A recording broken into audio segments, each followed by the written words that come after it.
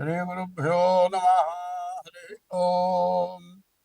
श्रीमहागणाधिपतये नमः।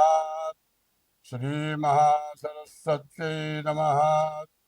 श्रीगुरुभ्यो नमः। हरि ओम। यत्कर्ता जगतां भर्ता संहर्ता महासाम्निधिः प्रणमामि तमादित्यम् బహిరంతస్తమోపహం. 2026 సంవత్సరం జూలై నెల 11వ రాశి కుంభరాశి. ఈ కుంభరాశికి చెబితే ఏ గ్రహాలు కూడా పూర్తిగా బాగాలేవు. కుంభం నుంచి మీనానికి శని వచ్చాడనే ఆశే కానీ బాధలు మామూలుగా లేవు. అర్ధాష్టమంలో కుజుడు యాక్సిడెంట్లో దెబ్బలో సమస్యలు తెచ్చి పెడతాడు. రాహుకేతువులు బాగాలేరు. శని ధనాధిపతి అంటారు కానీ బాకీలు తీర్చడమే కానీ తిండి తింటానికి కూడా దొరకదు. అంత అష్ట కష్టాలు కుంభరాశి కనబడుతున్నాయి. ఈ కుంభరాశిలో రవి ఒక్కడు తప్పితే ఏ గ్రహం కూడా బాగాలేదు. కాబట్టి ఈ కుంభరాశి వాళ్ళు ప్రతిరోజు కూడా శివాలయానికి వెళ్ళటం, శివుడికి 11 ప్రదక్షిణాలు చేయాలి. అందులో ప్రత్యేకమైన ప్రదక్షిణ ఒకటి ఉంది. మరి ఆ ప్రదక్షిణం గుళ్ళో చెప్తారు. దాన్ని ఏమంటారంటే చండీ ప్రదక్షిణం. ఆ చండీ ప్రదక్షిణాలు 11 చేయండి. నవగ్రహాల గుళ్ళో ప్రదక్షిణం చేయండి.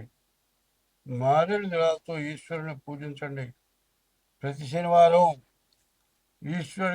శివుడికి అభిషేకం, సోమవారం ఈశ్వరుడికి అభిషేకం చేయించుకోండి.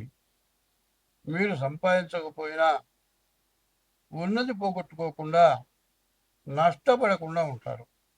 అట్లా ఉండాలి అంటే మాత్రం మీరు తప్పనిసరిగా ఇష్టదైవాన్ని పూజించడం, బియ్యపు రవ్వ పంచదార కలిపి పుట్టలకు వేయటం, తల్లిదండ్రులకు అన్నం పెట్టడం, భార్యని హింసించి భార్య కంట తడి పెట్టకుండా చూసుకోవటం, ఉన్నదాంతో తృప్తి పట్టడం.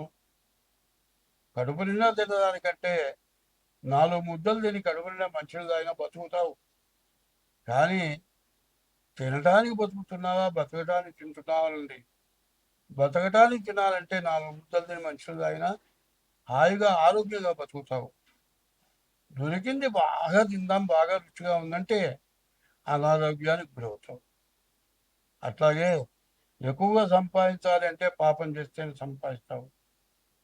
ధర్మమైన పద్ధతిలో సంపాదించాలంటే వచ్చేది తింటానికి చాలదు, అర్థాన్నమే. కాబట్టి ఇది గుర్తుపెట్టుకోండి.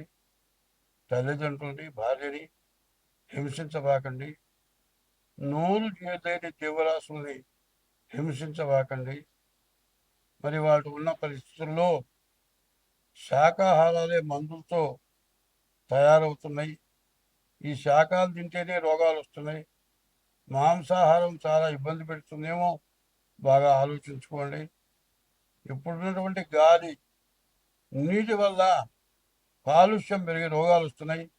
మనకే వచ్చేటప్పుడు మనం తినే మాంసాహారం జంతువులకు కూడా అనేక వ్యాధులు ఉండొచ్చు. చాలా బాగా ఆలోచించి ఆహార వ్యవహారాలు, మంచి చెడులు జాగ్రత్తగా చూసుకోవడం ఈ కుంభరాశి వాళ్ళకి చాలా మంచిది.